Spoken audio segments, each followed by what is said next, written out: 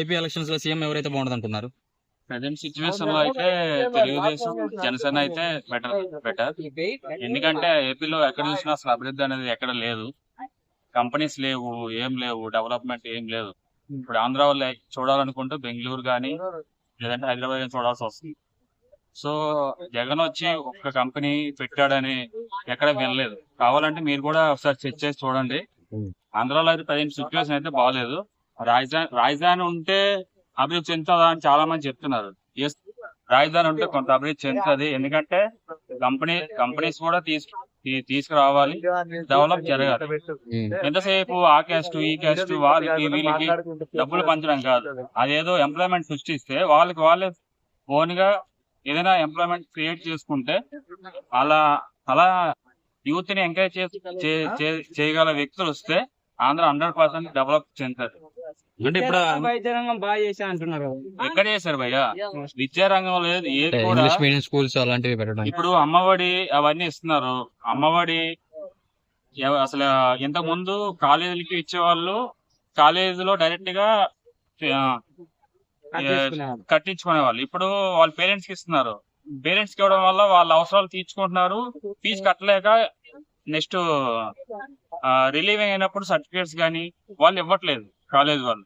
కావాలంటే మీరు కూడా ఒకసారి చెక్ చేయండి. సో చాలా పథకాలు ఇస్తున్నాడు కానీ అవన్నీ వేస్ట్.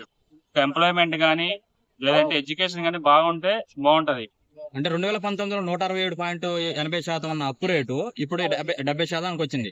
అంటే అప్పుల పరంగా రాష్ట్రం కొంచెం అభివృద్ధి చెందినట్టే కదా? అప్పుల పరంగా అంటే ఎట్లా చెప్తాడు భయ్య?